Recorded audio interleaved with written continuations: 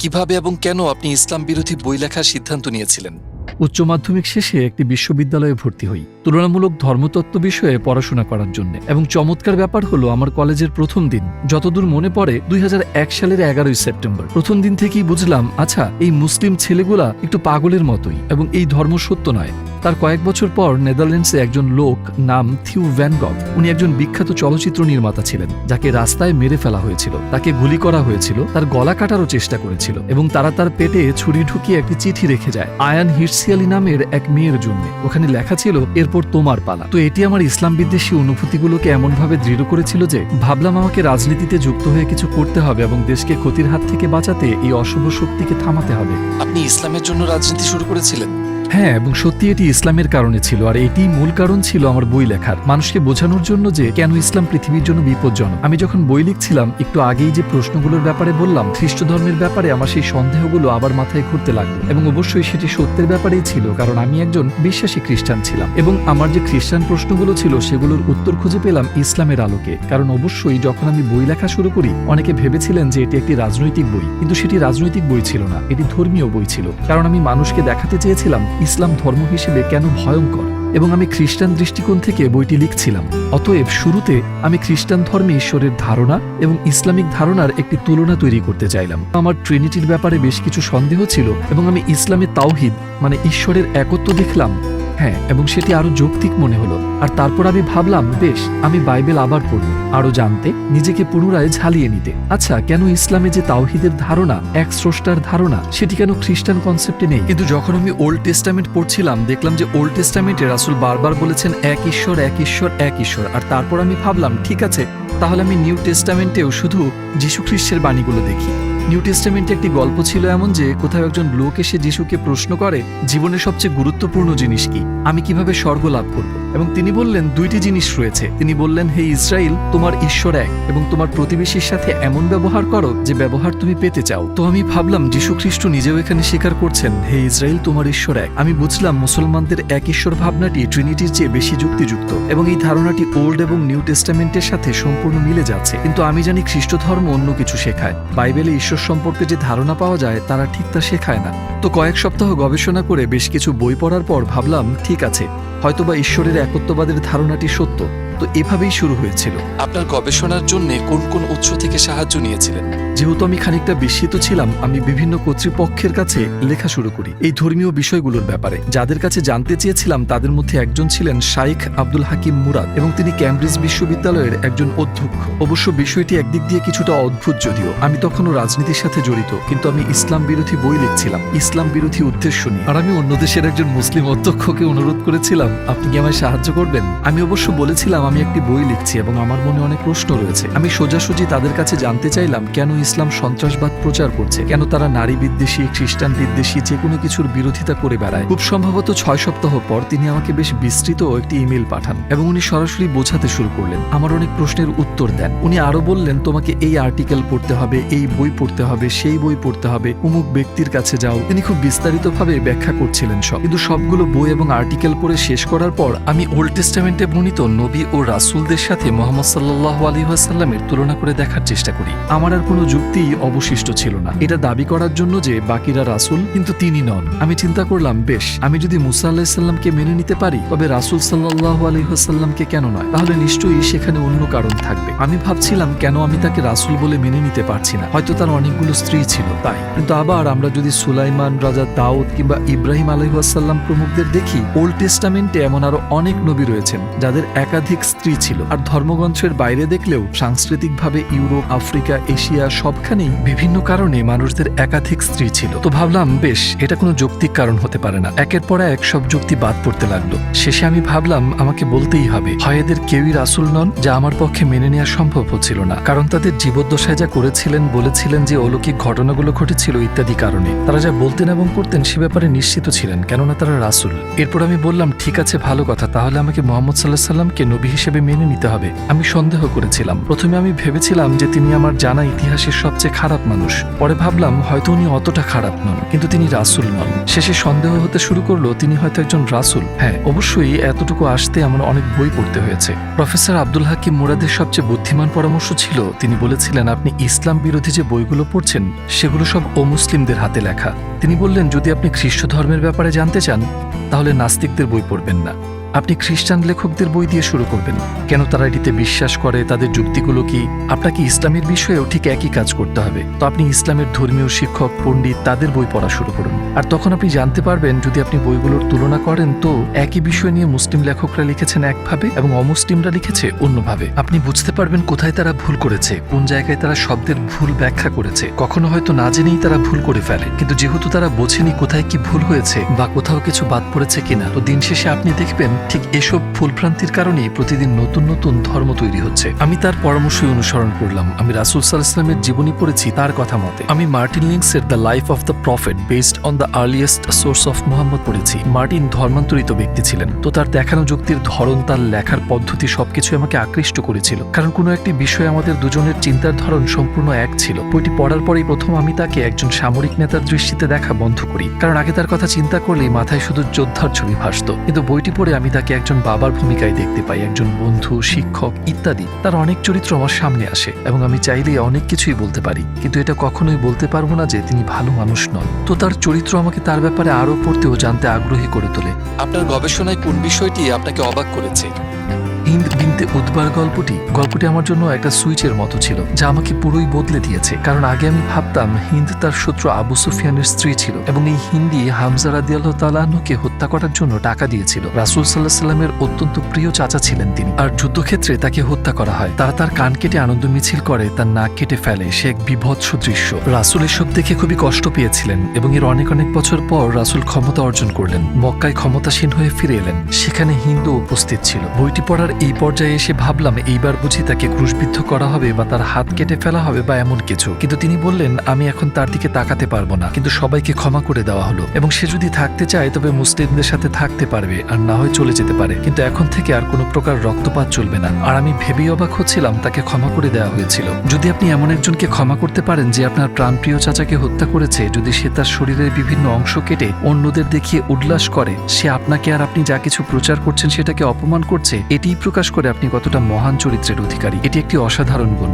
এটি অলৌকিক বিষয় যা আপনি কোথাও খুঁজে পাবেন না। আমি ভাবছিলাম কি অসাধারণ একজন মানুষ তিনি, আর এটি দেখার পর আমার সন্দেহগুলো নিয়ে আমি চিন্তায় পড়ে গেলাম। আমি তার চরিত্র দেখেছি, কিভাবে তিনি অন্যদের সাথে ব্যবহার করেন তা দেখেছি, শত্রুদের প্রতি তার আচরণ কেমন তা দেখেছি। আমার মনে হতে শুরু করে তিনি একজন রাসূল, কিন্তু তারপর আমি ভাবি ওহ এটা তো ভয়ঙ্কর, কারণ আমি ইতিমধ্যেই আল্লাহর একত্ববাদ স্বীকার করেছি আর এখন বলছি তিনি একজন রাসূল। যদি আমি আপনাকে বলি আল্লাহ এক এবং মুহাম্মদ তার রাসূল, তাহলে তো এটি প্রায় কালেমা পড়া হয়ে গেল। আমি ভাবলাম এবার থামতে হবে, বইগুলো পড়া বন্ধ করতে হবে, এটি আমাকে ভুল গন্তব্যে নিয়ে যাচ্ছে। তবে অবশ্যই আমি আর আগের মতো ইসলাম বিরোধী ছিলাম না, আমি যা যা পড়েছি দেখেছি আর আমার অভিজ্ঞতার কারণে। এখন আমি আপনাকে যা বলবো হয়তো রূপকথার মতো শোনাবে, কিন্তু এটা সত্যিই ঘটেছিল। আমার টেবিলের উপর সব বইগুলো ছড়িয়ে রাখা, যখন আমার মনে হচ্ছিল যে এটি একরকম কালেমা শাহাদাতি পড়া হয়ে গেল, আমি বিরক্ত হয়ে আপাতত সবগুলো বই সরিয়ে একটা উঁচু তাকে রেখে দিলাম। কিন্তু সেখানে এত বই ছিল যে অনেকগুলো বই তাক থেকে পড়ে গেল। পড়ে যাওয়া বইয়ের সাথে আল কোরআনও পড়ে গেল। আমি যখন বইটি তুললাম আমার হাত পড়েছিল ঠিক 22 নম্বর সূরার 46 নম্বর আয়াতে, যেখানে লেখা ছিল প্রকৃতপক্ষে তাদের চোখ অন্ধ নয় বরং তাদের হৃদয় অন্ধ। আমি ভাবলাম আরে এটি তো আমার আসল সমস্যা, কারণ আমার চোখ নয়, আমি স্পষ্ট দেখতে পারছি। নিজ হাতে যা লিখছি কেউই আমাকে সেই বই লিখতে জোর করেনি, কি লিখবো সেটাও কেউ বলে দেয়নি, নিজেই লেখা শুরু করেছিলাম, নিজের চোখে সব দেখতে পারছি। আচ্ছা মানলাম তিনি রাসূল, ঈশ্বর একজন, কিন্তু বিষয়টাকে গ্রহণ করতে পারছিলাম না, কারণ আমার চোখ অন্ধ ছিল না, আমার হৃদয় অন্ধ ছিল। আমি মন থেকে মেনে নিতে পারছিলাম না। আমার মনে হয় আমার নফস বা আমার অহংকারের কারণেই আমার মেনে নিতে কষ্ট হচ্ছিল। তখন আমি বললাম হে প্রভু, আপনি বাইবেলের ঈশ্বর নাকি কোরআনের আল্লাহ আমি আর পরোয়া করি না, আমাকে শুধু একটি মাত্র ইঙ্গিত দিন যাতে আমি শতভাগ নিশ্চিত হতে পারি এটাই সঠিক পথ। তারপর আমি ঘুমিয়ে পড়লাম, কিন্তু ঘুম থেকে ওঠার পর কেন জানি না মনের মধ্যে খুব শান্তি পাচ্ছিলাম। আমি সত্যিই খুব নিরাপদ বোধ করছিলাম। এর পূর্বে আমি কখনো এতটা শান্তি অনুভব করিনি। পুরো বিষয়টি নিয়ে আমার যে উদ্বিগ্নতা বা সন্দেহ ছিল সূর্যের তাপে তুষারের মতো, তা আমার মন থেকে পুরো উধাও হয়ে গেল। আমি ভাবলাম আমি মনে হয় মুসলমান হয়ে গেছি, তো এখন সবাইকে বিষয়টি জানানোর পালা। আপনার আশেপাশের লোকজনের প্রতিক্রিয়া কেমন ছিল যখন আপনি মুসলিম হয়ে গেলেন? আপনার আশেপাশের লোকজনের প্রতিক্রিয়া কেমন ছিল যখন আপনি মুসলিম হয়ে গেলেন? বেশিরভাগের প্রতিক্রিয়াই নেতিবাচক ছিল। অবশ্যই অনেকের জন্য, বিশেষ করে কিছু নিকটাত্মীয়কে এটি একটু বেশি অবাক করে দিয়েছিল। তারা যখন সংবাদ মাধ্যম থেকে বিষয়টি জানতে পারে, আমি আমার মাকে যখন জানালাম, তিনি কাঁদতে শুরু করলেন। আর আমার স্ত্রী বেশ সহানুভূতিশীল ছিল এই ব্যাপারে। সে বলল, যদি তুমি ইসলামে বিশ্বাস করো এবং সেটি যদি তোমার অন্তরে থাকে, আমি কিছু বলার কে। আমার পুরনো অফিসের কিছু লোক বেশ আক্রমণাত্মক হয়ে গিয়েছিল তখন। আমি 2000-এর চেয়েও বেশি হত্যার হুমকি পেয়েছি, এমনকি তাদের থেকেও যারা একসময় আমাকে সমর্থন করত, যারা আমাকে ভোট দিয়েছিল। মানুষজন অনেক আজে বাজে কথা শুনিয়েছে আমাকে। তোমার স্ত্রীকে ধর্ষণ করব, তোমাকে গুলি করব, আমরা জানি তোমার সন্তানেরা কোন স্কুলে যায়, এমন অনেক কিছু। সেগুলোর বেশিরভাগই অবশ্য অর্থহীন কথা ছিল, কারণ পাগল লোকজন কম্পিউটারে বসে অনলাইনে লিখছে সেগুলো। তো তখন একটু এলোমেলো সময় চলছিল। আমার আগের চাকরিটা ছেড়ে দিতে হয়েছিল অবশ্যই, কারণ সেটি একটি খ্রিস্টান সংগঠন ছিল। দলনেতাকে বিষয়টি বলার পর সে বলল, আমি সত্যি বিশ্বাস করতে পারছি না। আমি তোমার মাঝে কিছুটা পরিবর্তন খেয়াল করেছিলাম অবশ্য, যখন তুমি একটি বিষয় নিয়ে রেডিওতে কথা বলছিলে। তোমাকে তখন ইসলামের ব্যাপারে আগের চেয়ে কিছুটা নমনীয় মনে হয়েছিল, আগের মতো তেমন কঠোর ছিলে না। কিন্তু তুমি মুসলিম হয়ে যাওয়াটা, আমি বললাম হ্যাঁ আমি মুসলিম হয়েছি। সে বলল, আমি বিষয়টা চিন্তা করেই 2 দিন ঘুমোতে পারিনি। আমি কোনোভাবেই মেনে নিতে পারছিলাম না। এটা খুবই অদ্ভুত ছিল। কিন্তু সবচেয়ে কঠিন হয়ে দাঁড়ালো আমার নানাকে বিষয়টি জানানো, কারণ আমার নানা তখন প্রায় মৃত্যু মুখে। তার বয়স 93-94-এর আশেপাশে তখন। তোমার নানাকে এ কথা তোমার নিজেকেই বলতে হবে। আমি বললাম ঠিক আছে, কিন্তু তোমাকে আমার সাথে আসতে হবে, কারণ তিনি আমার ঢালের মতো ছিলেন। আর আমি সেখানে গিয়ে বললাম, নানা আমি মুসলিম হয়ে গিয়েছি। শুনে তিনি তার চোখ বন্ধ করলেন। আমি ভাবলাম তার নিঃশ্বাস বন্ধ হয়ে গিয়েছে কিনা, যেহেতু তার বয়স হয়েছে অনেক। সত্যিই কিছুক্ষণ তার নিঃশ্বাস বন্ধ ছিল, তারপর তিনি আবার শ্বাস নেওয়া শুরু করলেন আর আমার দিকে তাকিয়ে বললেন, অন্তত তুমি ক্যাথলিক তো হয়ে যাওনি। বেশ মজার ছিল বিষয়টি। আর শেষে আমার আগের রেডিওর বস আমাকে বলল, আমরা কিভাবে বুঝবো যে তুমি একদিন হিন্দু বা অন্য কিছু হয়ে যাবে না? বললাম, আমি কখনোই ধর্মকে বেছে নিইনি, শুধু এই একবার ছাড়া। আমার মুসলিম হওয়াটাই শুধু আমি বেছে নিয়েছি। এর আগেও আমি কোনো ধর্ম বেছে নিইনি। আমি খ্রিস্টান পরিবারে জন্মগ্রহণ করেছি, খ্রিস্টান হিসেবে বড় করা হয়েছে আমাকে। আর সেই কারণে যেসব ভালো জিনিস আমার কাছে এসেছে তার জন্য আমি খুব কৃতজ্ঞ। কিন্তু সেটা আমার সিদ্ধান্ত ছিল না। আর জীবনে একবারই আমি এই বিষয়ে সিদ্ধান্ত নিয়েছি, যখন আমি মুসলিম হওয়ার সিদ্ধান্ত নিলাম। আর এটি সবচেয়ে, যেমনটি আমি বললাম, আমার মনে হয় আমার নেওয়া সবচেয়ে গুরুত্বপূর্ণ সিদ্ধান্ত ছিল, সবচেয়ে যুক্তিসঙ্গত সিদ্ধান্তও ছিল। জীবনে কোনো সিদ্ধান্ত নিতে আমি বছরের পর বছর সময় লাগাইনি, শুধুমাত্র এই সিদ্ধান্তটি ছাড়া। প্রথম নামাজ আদায়ে আপনার কেমন লেগেছিল? অবশ্যই খুব সুন্দর একটি মুহূর্ত ছিল, বেশ আজবও লাগছিল বটে, কারণ একজন খ্রিস্টান হিসেবে আমি অবশ্যই ওভাবে প্রার্থনা করতে অভ্যস্ত ছিলাম না। আপনি আমার হাত জোর করেন আর হয়তো হাঁটু গেড়ে বসেন বাথ বা অন্য কিছুর সামনে। আমার মনে হয় ব্যাপারটা খুব সুন্দর যে আপনি সিজদা করছেন, অতঃপর আপনি সত্যিই আপনার প্রভুর কাছে গভীরভাবে মাথা নত করছেন। তাই আমার মনে হয় এটি অত্যন্ত বিনয়ী এবং সুন্দর একটি ব্যাপার। এটি আমাকে অত্যন্ত মুগ্ধ করেছিল। আপনার জীবনে ঘটে যাওয়া 3টি বড় চ্যালেঞ্জের নাম বলুন। অবশ্যই আমার মুসলিম হওয়াটা একটি বড় চ্যালেঞ্জ ছিল, কারণ আমাকে আমার পরিবারের কাছে এবং পুরো পৃথিবীর কাছে প্রশ্নবিদ্ধ হতে হয়েছিল। আর ওইটি একটি বড় চ্যালেঞ্জ ছিল। আমি ভেবেছিলাম যে মুসলিম হওয়াটা খুব কঠিন কাজ হবে, কারণ একজন প্রোটেস্ট্যান্ট খ্রিস্টান হিসেবে ধর্মীয়ভাবে পালন করার সেখানে তেমন কিছু নেই। কিন্তু একজন মুসলিমকে কিছু বিষয় চর্চা করতে হয়, দৈনিক 5 বার বাধ্যতামূলক নামাজ পড়তে হয়, একটি সুনির্দিষ্ট নিয়ম মেনে খেতে হয়, চিন্তা করতে হয় নির্দিষ্ট গঠনমূলক পদ্ধতিতে। আপনাকে সর্বোৎকৃষ্ট হতে হবে প্রতিটা মুহূর্তে। আপনাকে সৃষ্টিকর্তার সাথে আপনার সম্পর্কের কারণে আর শুধুমাত্র এই কারণেই আপনাকে দিনে 5 বার সালাত আদায় করতে হবে। এটি সবসময় সৃষ্টিকর্তার কথা মনে করিয়ে দিচ্ছে, এবং এটি আপনাকে সবসময় স্মরণ করিয়ে দিচ্ছে যে আপনার একজন প্রভু আছে, যা খ্রিস্টান হিসেবে অনুভব করা সম্ভব নয়। আমি এভাবেই উপলব্ধি করেছি। আর আমি মনে মনে ভাবি, ও 5 বার নামাজ আদায় করতে হবে আজ, আমি এটা করতে পারবো না, সেটা করতে পারবো না। তো আমি মাথায় এটাকে কঠিন বানিয়ে ফেলেছিলাম। কিন্তু মুসলিম হওয়ার পর এসব সহজ হয়ে গেল। আপনি কি আপনার সন্তানদের মুসলিম হিসেবে বড় করছেন? চেষ্টা করছি অবশ্যই। আমি জানি না কখন কিভাবে যে আপনি একজন মুসলিমকেই বড় করছেন। আমার মনে হয় এটি অনেক কঠিন একটি দায়িত্ব, বিশেষ করে বর্তমান প্রেক্ষাপটে। অবশ্য আমি যখন বিয়ে করি তখন আমি মুসলিম ছিলাম না। আমি আমার সন্তানদের খ্রিস্টান হিসেবে লালন পালন করার প্রতিজ্ঞা করেছি। আমি মুসলিম হওয়ার পর অবশ্যই আমি আমার সন্তানদের খ্রিস্টান হিসেবে বড় করছি না। আমার বাচ্চাদের যদি খ্রিস্ট ধর্ম সম্পর্কে কোনো প্রশ্ন থাকে, তারা আমার স্ত্রীকে জিজ্ঞেস করে উত্তরের জন্য, আর আমার কাছে আসতে ইসলামিক সমাধান পায়। কিন্তু বেশিরভাগ সময় সে বলে দেয়, তোমাদের বাবাকে জিজ্ঞেস করো। আমার স্ত্রী সবার জন্য হালাল খাবার রান্না করে, এটি খুবই সুন্দর একটি ব্যাপার। সে বলে, আমি 5 ধরনের খাবার রান্না করতে পারবো না, তো সবাই একই খাবার খাবে। তুমি হালাল খেলে সবাই হালাল খাবে। একদিক থেকে এটা অনেকটা স্বাভাবিক হয়ে যাচ্ছে। ইসলামের প্রতি আপনার সবচেয়ে অনুশোচনীয় কটাক্ষমূলক মন্তব্য কোনটি ছিল?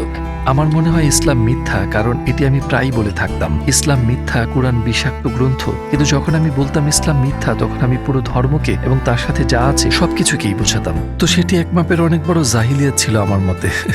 তো এই বিষয়টি নিয়ে আমি খুবই অনুতপ্ত। ইসলাম মিথ্যা হওয়ার ধারণাটি ছাতার মতো ছিল এক প্রকার, আর বাকি সবকিছু এই ধারণার নিচে, কারণ সেটিই ছিল আমার বদ্ধমূল ধারণা। আর অবশ্যই আমি নিজেকে দোষ দিই এবং এও জানি যে অনেক মানুষ যারা প্র্যাকটিসিং মুসলিম না তারাও এটি করে। আর একভাবে আমি বুঝতে পারি বিষয়টি, কারণ রাজনৈতিক দৃষ্টিকোণ থেকে সামাজিকভাবে সাংস্কৃতিকভাবে যা বলা এবং করা হয় তা সারা জীবন থেকে যায়। আমাকে মাঝে মধ্যে আমার পুরনো পার্টির লোকজন থেকে শুনতে হয় যে আমি একরকম নাকি তাদের অপমান করেছি। তো এটি আমাকে কষ্ট দেয়, আর এটি একটি অন্যতম কারণ যার জন্য আমরা IXC বা ইসলাম অভিজ্ঞতা কেন্দ্র নামক সংগঠন চালু করি। আমরা স্কুলগুলোতে যাই, primary school, high school, college, বিশ্ববিদ্যালয়, সরকারের 2টি অফিসিয়াল বিভাগে, অন্যান্য সামাজিক সংগঠনগুলোতে, এমনকি চার্চেও যাই, ইসলাম সম্পর্কে ভ্রান্ত ধারণাগুলো দূর করতে, ইসলামের দাওয়াত পৌঁছাতে, ইসলামের প্রকৃত রূপ তুলে ধরতে ভার্চুয়াল রিয়েলিটি ব্যবহার করি, যাতে তাদের শেখার অভিজ্ঞতাটি বেশ মজার হয়। আমি খুব চেষ্টা করছি পুরনোকে মুছে ফেলতে।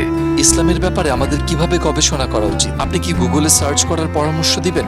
না, আমি কোনোভাবেই গুগলের পরামর্শ দিব না, কিংবা গুগল সার্চ করা আমার সর্বশেষ পরামর্শ হবে। বরং আমি মনে করি বই হাতে নিয়ে পড়াটা খুব গুরুত্বপূর্ণ। আমি মার্টিন লিন্সের লেখা মুহাম্মদ সাল্লাল্লাহু আলাইহি ওয়াসাল্লাম আরবের আদি ইতিহাস ও ঐতিহ্য নির্ভর জীবনী বইটি পড়তে বলবো, যে বইটি সম্পর্কে আগেই বলেছি সবুজ রঙের। আর আমি মনে করি প্রথমেই আমাদের কোরআন নিয়ে গভীরভাবে ঘাটাঘাটি না করাই উচিত, কারণ এটি খুবই জটিল একটি কিতাব। আর আপনার যদি এমন কেউ না থাকে যে আপনাকে শিখিয়ে দিবে আপনি কি পড়ছেন, বিশেষ করে অনেকেই আছেন যারা ইসলামের ব্যাপারে কিছুই জানেন না, আরবি ভাষা পারে না বা আরব দেশের মানুষ নন, তখন আপনাকে কোরআনের ব্যাখ্যা পড়তে হবে বা অনুবাদ পড়তে হবে, এবং অনেক ক্ষেত্রে সেগুলো পুরো সত্য নাও হতে পারে। তো আমি সবাইকে পরামর্শ দিব সিরাত, রাসূল সাল্লাল্লাহু আলাইহি ওয়াসাল্লামের জীবনী পড়তে, রাসূলের চরিত্র ও জীবন নিয়ে পড়াশোনা করতে, কারণ সেসব ইতিহাসও আমাদের অনেক কিছু শেখায়। তার জীবনটাই ছিল কোরআন, তিনি নিজেই জলজন্তু কোরআন ছিলেন। তার সুন্নাহ নিয়ে পড়াশোনা করুন, আর আমার মতে এটি ইসলামকে খুঁজে পাওয়ার সর্বশ্রেষ্ঠ উপায়। আপনার শেষ মন্তব্য হিসেবে কিছু কি বলতে চান? আমি মুসলিম হওয়ার পর অনেক অনেক সুখী হয়েছি, তাই আমি সবাইকে ইসলামের দাওয়াত দিতে চাই, কারণ এটি আপনার হৃদয় ও অন্তরে প্রশান্তি ছড়িয়ে দেয়। এটি একমাত্র সত্য ধর্ম, কথাটি আপনার হৃদয় ও অন্তরকে পরিতৃপ্ত করে দেয়। কমপক্ষে এটিকে ইসলামের দৃষ্টিকোণ থেকে দেখার চেষ্টা করুন। রাসূলের জীবনী পড়ুন এবং জানুন। মুসলিমরা যা বিশ্বাস করে, কেন করে, তা বোঝার চেষ্টা করুন। মুসলিমদের ব্যবহার দেখে সিদ্ধান্ত নেবেন না, কারণ সব মুসলিম কিন্তু প্রকৃত মুসলিম নয়। আমিও প্রকৃত মুসলিম হতে পারিনি এখনো, আমিও সবসময় মুসলিমদের মতো চলতে পারি না। আমি সহ আমাদের সবারই চলা উচিত, কিন্তু আপনি সব উদাহরণের শ্রেষ্ঠ উদাহরণ রাসূলকে অনুসরণ করুন। আপনি যদি তার জীবনী পড়েন তাহলে হয়তো আপনি নিশ্চয়ই সত্যের সঠিক দিক নির্দেশনা পাবেন।